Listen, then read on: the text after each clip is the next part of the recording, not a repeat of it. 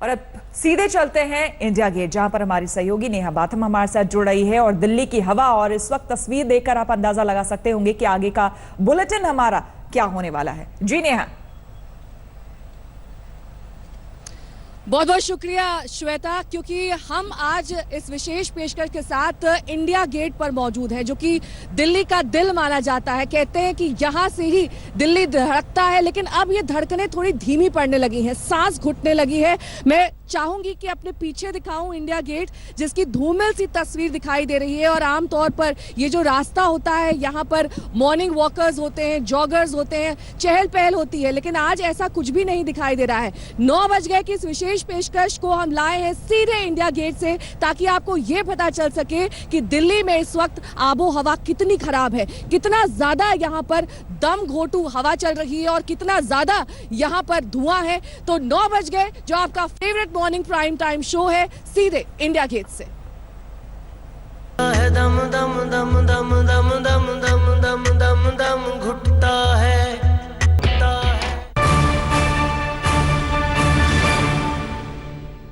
क्योंकि gas chamber जैसी तब्दील हो चुकी है इस वक्त दिल्ली। हम आपको दिखाना चाहेंगे, ये वो रास्ता है राजपथ का। अगर यहाँ पर आम तौर पर बिना किसी प्रदूषण वाले दिन में अगर आप यहां से देखें तो सीधे आपको राष्ट्रपति भवन दिखाई दे जाता है, लेकिन आज तस्वीर बिल्कुल उलट है। यहां पर राष्ट्रपति भवन तो दूर, यहां पर 200 मीटर की दूरी पर भी चीजें काफी धूमिल दिखाई दे रही हैं। इमरजेंसी जैसे हालात तो घोषित कर दिए गए हैं, लेकिन सुप्रीम कोर्ट दिल्ली सरकार से सवाल लगातार पूछ रही है। यह पूछा जा रहा है कि आज ऑड इवन का आखिरी दिन होने के बावजूद क्यों दिल्ली में अभी भी AQI लेवल्स अपने चरम पर पहुंच रहे हैं। आज 700 से पार कई जगहों पर AQI लेवल्स हैं। लगातार दिल्ली वाले इस हालात का सामना करने पड़ रहे हैं। स्कूल कॉलेज बंद कर दिए गए हैं, लेकिन इसके बावजूद क्या वाकई आने वाले वक्त में दिल्ली के हालात सुधर पाएंगे या नहीं, देखिए इस रिपोर्ट में।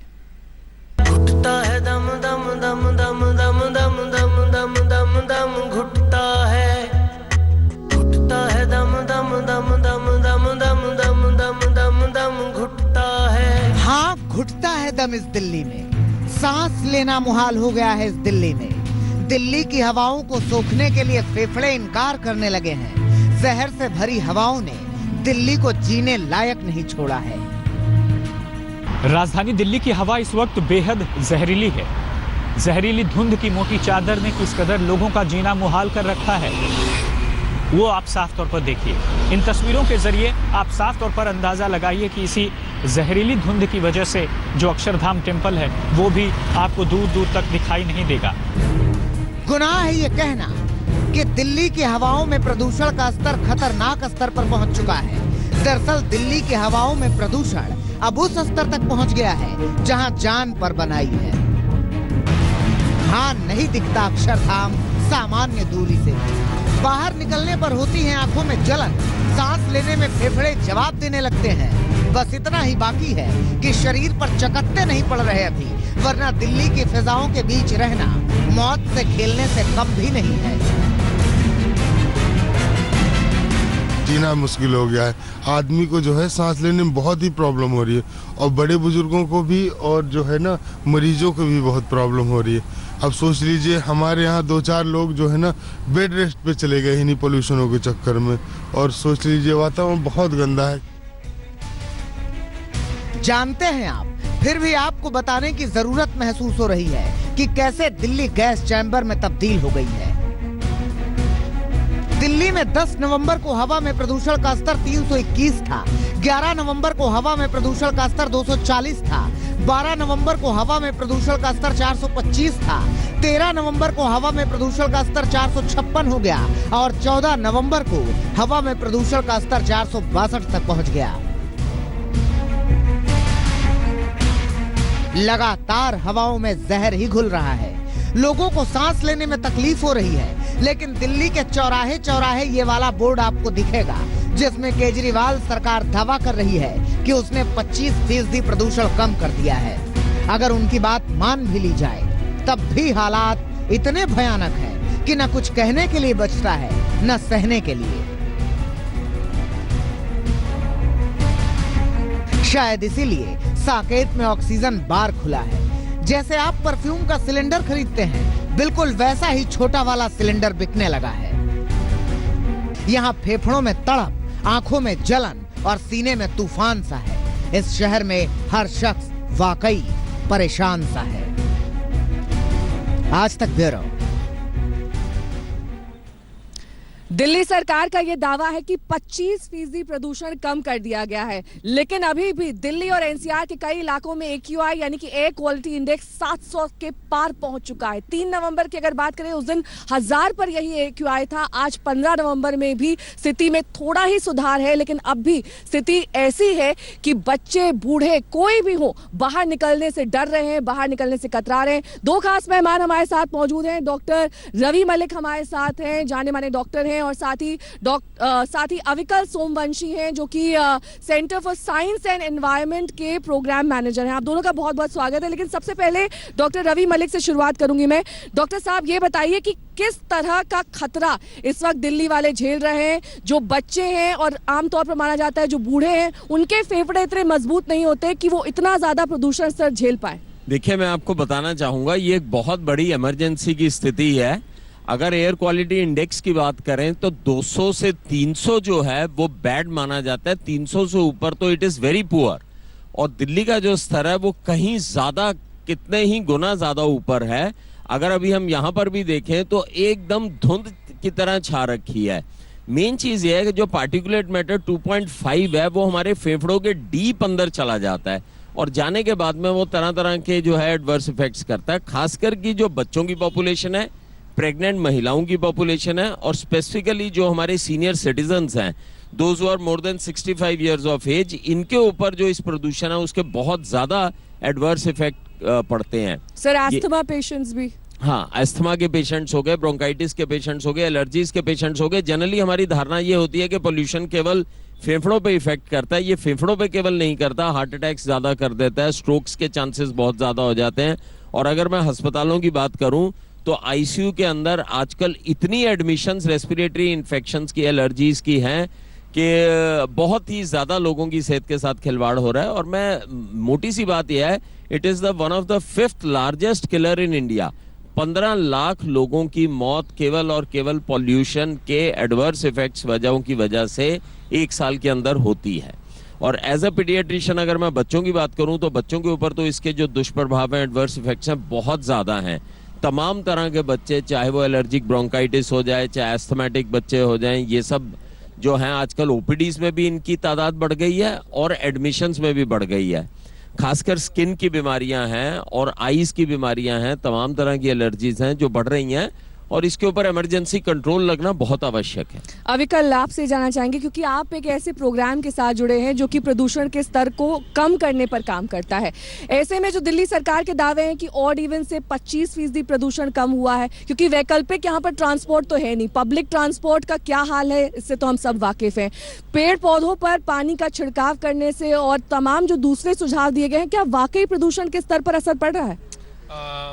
प्रदूषण का स्तर जो अभी है उससे ऑड एंड इवन तो कम नहीं कर पाएगा ज्यादातर।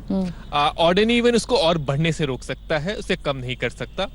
और ये बात हुई कि पौधों पे पानी छिड़कना, ये बहुत ही कम है। कितने पौधों पे छिड़क पाएंगे? अगर बारिश हो जाए 1-2 दिन के लिए तब तो ये प्रदूषण कम होगा, वैसे पानी छिड़कना वगैरह से नहीं होगा। हमें जाना पड़ेगा इसकी जड़ की वजह से, प्रदूषण आ कहाँ से रहा है और फिर से वहां पे रोका जाए। क्योंकि अगर प्रदूषण अब उसकी जड़ पे नहीं रोका जाएगा, उसके बाद आप जो भी करें आप उसको बस हटा ही रहे हैं। यहाँ दिल्ली से हटा के आप कानपुर भेज देंगे और कुछ नहीं होगा।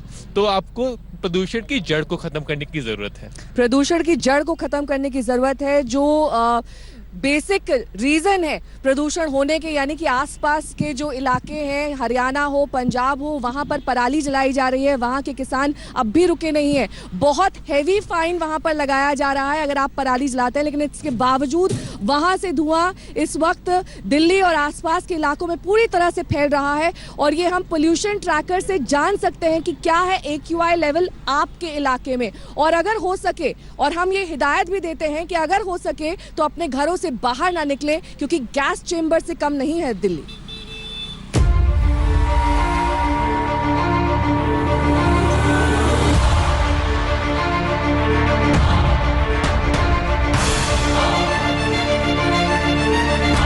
जलन होती है, आंखों में भी होती है, गले में होती है। आंखों में जलन, सांस नहीं लिया जा रहा, सांस भी नहीं आ रहा और आंखों की जलन होती है। तकलीफ तो सर हो रही है, आंखों में जलन वगैरह होती है, गले में खराश वगैरह होती है। ये तो जहर है, समझ लीजिए, ये तो बाहर निकलना ही मुश्किल है।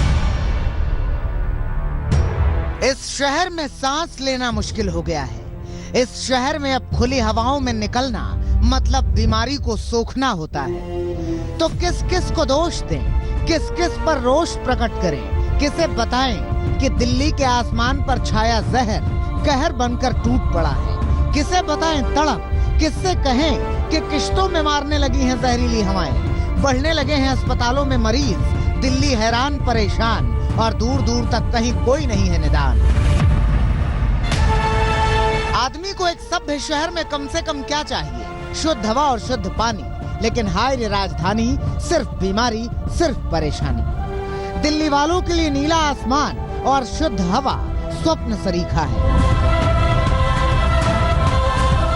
आंख उठाते ही गहरी धुंध की परत दिखती है और इतना ताप अब बचा नहीं कि इस धुंध पर नजर जमी रह जाए। जानते हैं, कोई अगर 24 घंटे 500 PM 2.5 में रहे तो 22 सिगरेट पीने के बराबर नुकसान होता है। PM 2.5 का स्तर अगर 1000 हो जाए और आप ऐसी हवा के बीच 24 घंटे गुजारें तो समझिए कि 45 सिगरेट पीने के बराबर नुकसान। और दुर्भाग्य ये है कि दिल्ली में तो प्रदूषण का स्तर 1000 को पार कर जाता है। अब अंदाजा लगाइए कि गैस चैम्बर बन गई राजधानी में जीना कितना मुश्किल है, कितना दुश्वार है। यहाँ खुद को संभाले रखना, अपना स्वास्थ्य बचाए रखना। आठों पहर दिल्ली में धुंध का पहरा है, जहरीली धुंध, जानलेवा धुंध। हवा का स्तर बहुत ही ज्यादा खराब है, लोगों को बहुत ही दिक्कत और परेशानियों का सामना करना पड़ रहा है।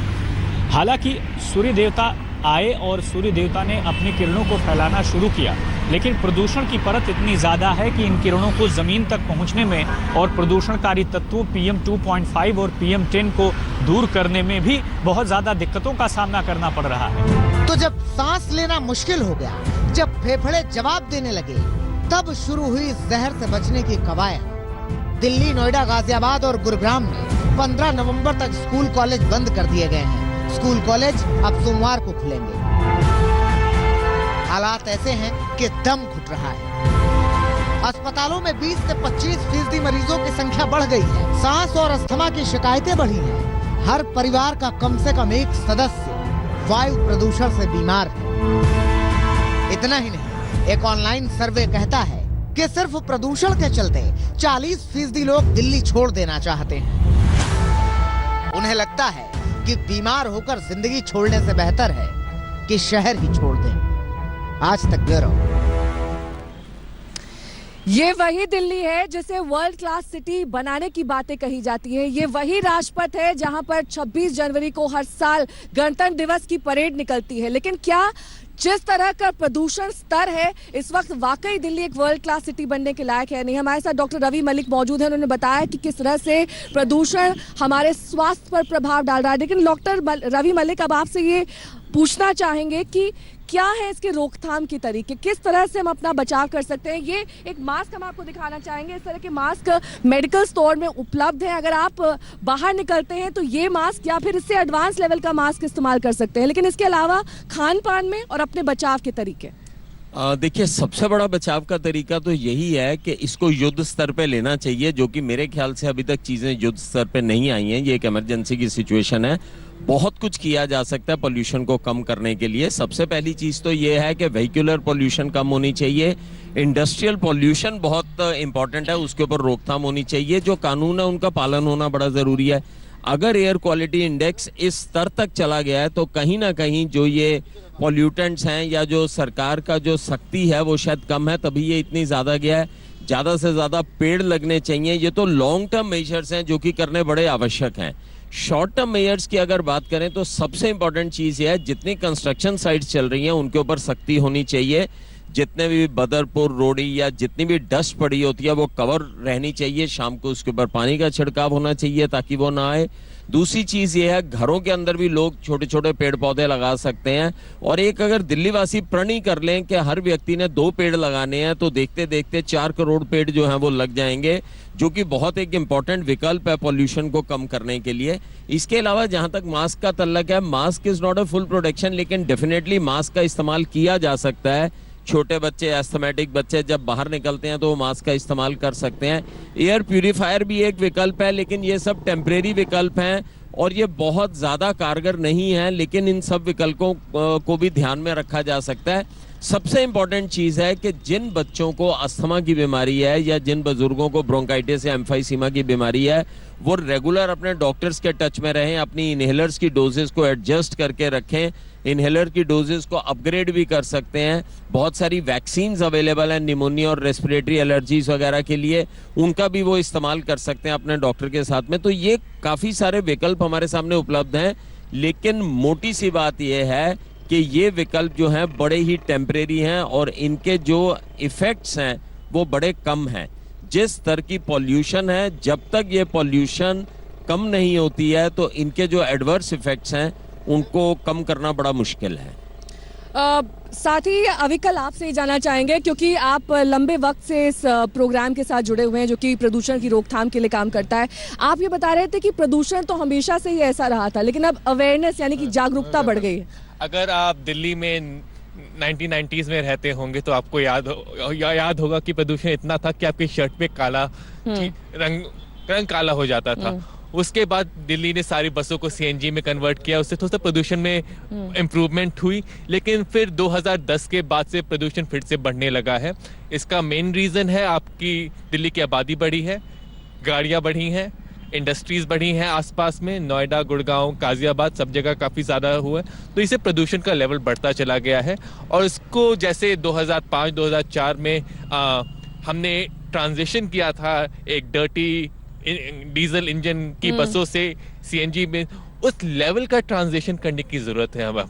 अब हमें पूरी दिल्ली की करने की ज़रूरत है और दिल्ली के साथ नोएडा, गुड़गांव, बाकी के शहरों को भी करने की ज़रूरत है, क्योंकि हवा सरहदें नहीं जानती। दिल्ली यहाँ ख़त्म हुई, नोएडा वहाँ शुरू हुआ, हवा को नहीं पता है, तो ये करने की ज़रूरत है। और 2016, 17, 18 में हमारे में अवेयरनेस बढ़ गई है। पहले लोगों को लगता था कि खांसी है, सर्दी आ गई है तो जुकाम हो गया है। अब लोगों को पता है जुकाम नहीं है, ये प्रदूषण है। तो अवेयरनेस बढ़ी है और इस अवेयरनेस का हमें फ़ायदा भी उठाना चाहिए, सरकार से मांग करनी चाहिए, सरकार पे प्रेशर देना चाहिए। इलेक्शन आ रहे हैं, इलेक्शन में आपने नेता से पूछे कि आप हमारे प्रदूषण कम करने के लिए क्या करेंगे। अगर आपको सही जवाब ना दे सके, आप उन जवाबों से सेटिस्फाइड नहीं है तो वोट मत दीजिए।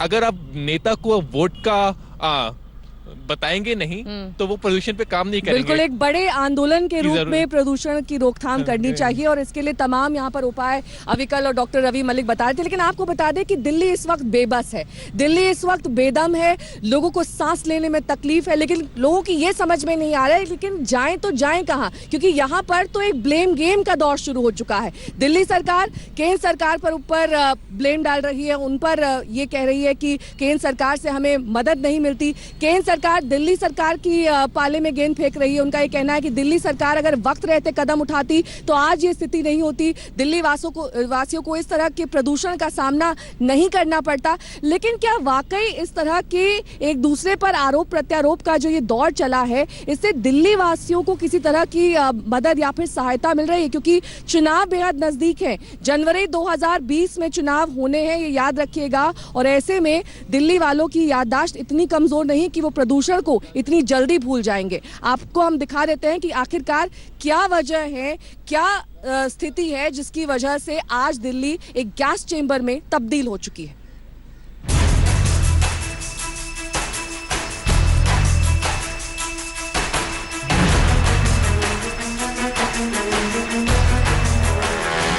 पराली की ये आग जलती तो हरियाणा और पंजाब में है, लेकिन इसका धुआं जहर बनकर दिल्ली के फेफड़ों में समाने लगता है। इसी पराली का धुआं दिल्ली का जीना दूभर कर देता है।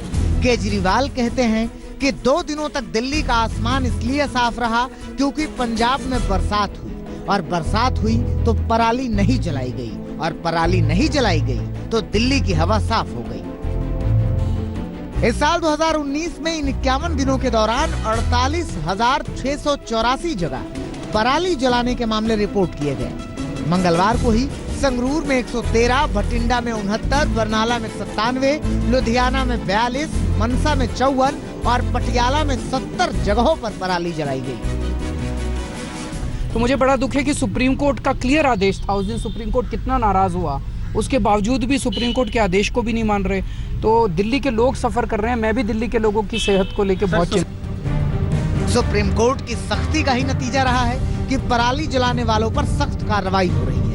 अब तक 3000 से ज्यादा किसानों के चालान काटे गए हैं, उनसे भारी भरकम जुर्माना भी वसूला गया है। 6000 कुछ टोटल स्टबल बर्निंग ਦੇ cases Punjab remote sensing centre ਵੱਲੋਂ ਰਿਪੋਰਟ ਕੀਤੇ ਗਏ ਨੇ ਤੇ ਉਹਦੇ ਬੇਸਿਸ ਤੇ ਸੁਪਰੀਮ ਕੋਰਟ ਦੀ ਕਾਫੀ ਸਟ੍ਰਿਕਟ ਹਦਾਇਤਾਂ ਨੇ ਤੇ ਉਹਦੇ ਲੈ ਕੇ এনवायरमेंटल ਕੰਪਨਸੇਸ਼ਨ ਵੀ ਇੰਪੋਜ਼ ਕੀਤਾ ਗਿਆ। ਤਕਰੀਬਨ 80 ਲੱਖ ਦਾ ਟੋਟਲ ਜੁਰਮਾਨਾ ਲਾਇਆ ਗਿਆ ਹੈ ਐਂਡ ਇਸ ਦੇ ਵਿੱਚ 200 ਤੋਂ ਉੱਤੇ FIR ਦਰਜ ਹੋਈਆਂ ਨੇ ਐਂਡ ਤਕਰੀਬਨ 150 ਦੇ ਆਸ-ਪਾਸ ਜਿਹੜੀ ਅਰੈਸਟ ਵੀ ਕੀਤੇ ਗਏ ਨੇ। लेकिन सवाल यह है कि क्या सिर्फ पराली ही है जिसने दिल्ली को जीने लायक नहीं छोड़ा है? क्या सिर्फ पराली ही एकमात्र कारण है जिसने दिल्ली की हवा को जहर से भर दिया है? तो जवाब है नहीं, बिल्कुल नहीं। दिल्ली की हवा को किसने किसने जहरीला किया है? देखिए, पराली, 1 करोड़ से ज्यादा गाड़ियां, कोयले से चलने वाले पावर प्लांट, निर्माण कार्य और सड़क की धूल, 5000 से ज्यादा कल कारखाने और म्युनिसिपल सॉलिड वेस्ट। और इन सब के साथ हमारे नीति नियंताओं का उदासीन रवैया, उनके फायदे की राजनीति करने की आदत ने दिल्ली को गैस चैम्बर बनाकर छोड़ दिया है और इस शहर के बाशिंदे के मुकद्दर में बीमार होना लिख दिया है। आज तक ब्यूरो। एक बेहद दिलचस्प बात यहाँ पर अविकल ने कही कि हवाओं को नहीं पता होता कि वो कहाँ की ओर बह रही है। पराली तो पंजाब और हरियाणा में जलाई जा रही है, लेकिन उसका असर यहाँ दिल्ली और आसपास के इलाकों में साफ तौर पर देखने को मिल रहा है। अविकल से ही यहाँ पर जानेंगे कि क्या ये स्थिति इतनी भीषण नवंबर और उसके पहले 1 महीने में हो जाती है, क्योंकि पराली तो साल के मध्य में भी जलाई जाती है, मई जून के आसपास, लेकिन तब उसका इतना असर यहाँ दिल्ली और आसपास के इलाकों में नहीं दिखाई देता। ऐसे में क्या हो सकते हैं रोकथाम के तरीके? दिल्ली सरकार के लेवल पे क्या किया जाना चाहिए, केंद्र सरकार के लेवल पे क्या किया जाना चाहिए? आपने बिल्कुल सही बोला, पराली तो मई जून में भी जलाई जाती है जब फसल कटती है, लेकिन उसका असर जो अब होता है वो ज़्यादा इसलिए होता है क्योंकि आबो हवा अलग है। सर्दियाँ आ रही हैं, टेम्परेचर गिर गया है और हवा काफ़ी तेज़ी से नहीं चल रही है, जिसकी वजह से प्रदूषण जो बह जाना चाहिए था हवा के साथ वो बहता नहीं है, वो रह जाता है। इसकी वजह से ये लेवल्स हाई हो जाते हैं और आपको दिखने लगता है। तो ये है, लेकिन दिल्ली का अपना प्रदूषण भी काफ़ी ऊपर है। अगर जो पराली का धुआं आ रहा है वो हमारे आसपास के गांव मेरठ वगैरह में भी जा रहा है, लेकिन दिल्ली जितना हाई लेवल नहीं जाता उनका, क्योंकि उनका अपना लेवल लो है। तो दिल्ली का जो हाई लेवल अपना है, जो अपनी वजह से है, उनकी गाड़ियां, इंडस्ट्री, जेनसेट जो चलाए जा रहे हैं, जो रोड पे काम हो रहे हैं, उसकी वजह से और ज़्यादा हो जाता है। तो ये दिक्कत है। हमें ज़रूरत है दोनों चीज़ों को कम करने की। पंजाब हरियाणा में पराली जलाना कम करने की जरूरत है और दिल्ली में जो अपना प्रदूषण है उसको भी कम करने की जरूरत है। अगर हमारा बेस कम होगा, जो बाहर से प्रदूषण आ रहा है वो उसको और ज्यादा नहीं बढ़ा पाएगा। तो इसकी जरूरत है करने की। तो हमें दोनों लेवल पे काम करना है, सरहदों को ध्यान में ना रखते हुए काम करना है। पंजाब को अपना पराली जलाना कम करना है, तो दिल्ली को अपना व्हीकुलर पोल्यूशन और इंडस्ट्रियल पोल्यूशन भी कम करना है। वो नोएडा और गुड़गांव को भी करना है, फरीदाबाद को भी करना है। इसके किए बिना हम इस प्रदूषण के जंजाल से बाहर निकल पाएंगे और हमारी सेहत हमेशा खतरे में रहेगी। डॉक्टर रवि मलिक, खासतौर पर इस सीजन में आपके पास बहुत सारी सांस से जुड़ी समस्या वाले लोग आते होंगे, बताते होंगे कि प्रदूषण की वजह से ये हो रहा है, लेकिन क्या साल के अलग अलग महीनों में भी इसी तरह की समस्या के साथ लोग आते हैं या फिर इस समय ज्यादा पेशेंट्स होते हैं? देखिए, इस समय डेफिनेटली जो है पेशेंट्स बढ़ जाते हैं, क्योंकि पोल्यूशन का स्तर भी बढ़ा है, मौसम भी बदल रहा है, तो इस वक्त जो है पेशेंट्स बढ़ जाते हैं। लेकिन अगर मैं प्रदूषण के बारे में बात करूं, जिन दिनों में पराली नहीं भी जलाई जाती है, क्या तब प्रदूषण नहीं होता? तब भी काफी प्रदूषण होता है। सबसे बड़ा चीज ये है कि हम केवल और केवल ब्लेम गेम्स ही करते रहते हैं कि पराली जल रही है तो शायद प्रदूषण हो गया। जिन दिनों में पराली नहीं जलती, और जैसे आपने बड़ा अच्छा कहा कि पराली तो पहले भी कई महीनों में जलती है, तो इसका मतलब ये थोड़ी ना कि उस वक्त प्रदूषण जो है केवल पराली से ही लिंक है। सो ये उससे लिंक नहीं है। सबसे पहली चीज तो ये है, अकाउंटेबिलिटी रखनी बड़ी जरूरी है। नेताओं को अकाउंटेबिलिटी रखनी पड़ेगी कि सेंटर अगर स्टेट को कह रहा है, स्टेट सेंटर को कह रही है, तो सबसे पहली चीज तो ये अकाउंटेबिलिटी रखनी बड़ी जरूरी है। ये भी हमने देखा है कि जिन दिनों पराली नहीं जलती है आमतौर पर 50 AQI लेवल होना चाहिए, लेकिन उन दिनों में भी 200 पार होता है AQI लेवल। लेकिन अभी ये ज्यादा लाइमलाइट में आ गया है क्योंकि लोगों की जागरूकता बढ़ रही है, अवेयरनेस बढ़ रही है। लोग जानते हैं कि अब AQI लेवल क्या होता है, उसका स्तर क्या होना चाहिए, कब ये रेड लेवल पे होता है, कब ये ऑरेंज लेवल पे होता है। ये तमाम चीजें अब लोगों के जहन में है। लेकिन आपको दिखा देते हैं कुछ लोग इस प्रदूषण को लेकर क्या सोचते हैं, किस तरह से वो अपना बचाव और अपनी रोकथाम कर रहे हैं और कितना ज्यादा वो परेशान है। बहुत ज़्यादा प्रॉब्लम हो रही है। एक तो सीने में बहुत ज़्यादा जलन है, सांस लेने में बहुत ज़्यादा प्रॉब्लम हो रही है। हम नाक से सांस नहीं ले पा रहे, हमें मुंह से सांस लेना पड़ रहा है। और आंखों में इतनी जलन होती है कि सुबह सुबह जो हमें ताजगी मिलती थी वो ताजगी नहीं मिल पा रही है। ऐसे निकलते हैं तो बहुत फॉग होता है जिससे कि विजिबिलिटी नहीं है। यदि गाड़ी ड्राइव करो तो आगे दिखता नहीं है, तो हमें 10 की स्पीड कभी 20 की स्पीड से ही आना पड़ता है। और बाकी स्मॉग हो रहा है तो गला भी खराब हो रहा है। भागने में सांस जल्दी फूल रहा है इस टाइम, क्योंकि जैसे हम डेली 10 राउंड मारते थे, मिनिमम 10 डेली थे, आज हमारे 8 लग रहे हैं वही, और डेली घट रहे हैं दिन ब दिन, क्योंकि पॉल्यूशन इतना हो रहा है। क्योंकि पीछे कचरा डालते हैं, वही कचरा जला के जो वहाँ की जो हार्मफुल गैस होती हैं वो यहाँ पर आती हैं। वो इतना दिक्कत करती है भागने के लिए, बहुत ज़्यादा परेशानी करती है भागने के लिए। इसमें पॉल्यूशन की प्रॉब्लम से ज़्यादा गले में दिक्कत होती है भागते टाइम। फिर ऐसा है कि भाई अगर मतलब लंबा भाग रहे हो तो मतलब गले में प्रॉब्लम होती है, सांस लेने में दिक्कत होती है। और ये आज का नहीं, मतलब डेली का काम है ये। पोल्यूशन से यहाँ पर आने में इतनी प्रॉब्लम होती है, बाइक पर बाहर रोड पर इतना पोल्यूशन, और फिर यहाँ पर आने के बाद जो हम एक्सरसाइज करने आते हैं अपने स्वास्थ्य के लिए आते हैं, लेकिन यहाँ पर तो स्वास्थ्य बनकर रहा है, बिगड़ रहा है उल्टा, क्योंकि पोल्यूशन इतना ज़्यादा हो रहा है। 9 बज गए की इस विशेष पेशकश में आज हम मौजूद थे इंडिया गेट पर, और यहाँ पर इसलिए क्योंकि ये दिल्ली का दिल कहा जाता है, ये बेहद पॉश इलाका है, लेकिन यहाँ पर भी प्रदूषण किसी भी तरीके से कम नहीं है। लेकिन अब आपको दिखा देते हैं दिल्ली के अलग अलग इलाके, NCR के इलाके, जहाँ पर इस वक्त एक तरह से इतना ज्यादा प्रदूषण है। और यहाँ पर जब AQI लेवल नापे गए तब ये मालूम चला कि किस जहर में इस वक्त दिल्ली सांस ले रही है। दिल्ली में प्रदूषण घातक स्थिति में पहुंच गया। इस वक्त मैं मौजूद हूँ गीता कॉलोनी इलाके में। आप देखिए अभी भी किस तरह से, एक तरह से कहा जाए, स्मोक की जो चादर छाई हुई है। आज हालांकि हल्की हल्की धुंध भी है और स्मोक भी है, मिश्रण हो गया है। और हालात आप देखिए किस तरह से, सुबह के 8:15 बजे ये हालात हैं, तो आप अंदाजा लगा सकते हैं कि इससे पहले यानी अर्ली मॉर्निंग क्या हालात रहे होंगे। अब चूंकि ऑड इवन आज तक लागू है और आज जो गाड़ियां हैं वो चलनी शुरू हो गई है ऑड नंबर की, तो ये कहा जा सकता है कि सरकार तमाम उपाय कर रही है, लेकिन वो एक तरह से कहा जाए बहुत कारगर साबित नहीं हो रहे हैं। पॉल्यूशन लेवल जो बना हुआ है और आज भी काफी घातक स्थिति में पॉल्यूशन लेवल है।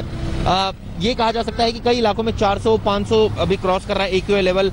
कई इलाकों से खबरें अलग अलग तरीके से आ रही है कि कई इलाकों में 600 भी पार है, यानी आज काफी सीवियर पॉल्यूशन की। मेरे हाथ में इस समय India today pollution tracker app है। मैं ये इसके जरिए भी आपको दिखाना चाहूंगा क्या इस समय स्थिति है।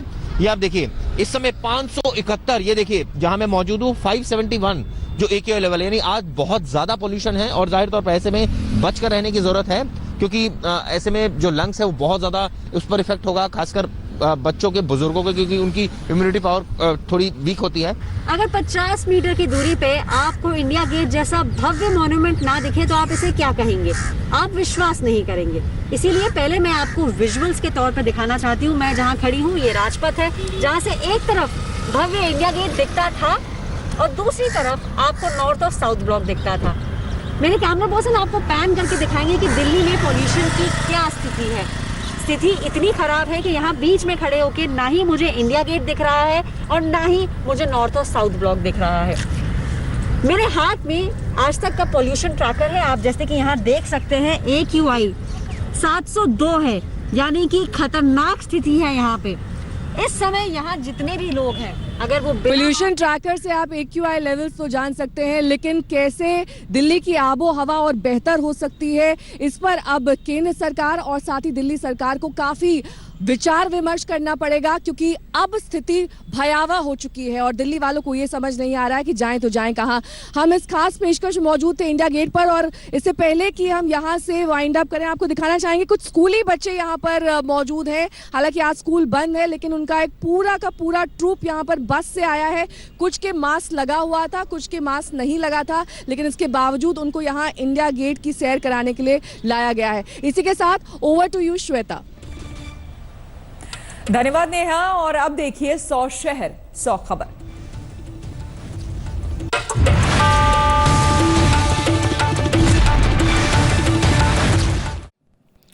लेटेस्ट खबरों के लिए यूं ही देखते रहिए आज तक, और इस वीडियो के पसंद आने पर लाइक, शेयर एंड सब्सक्राइब करना ना भूलें।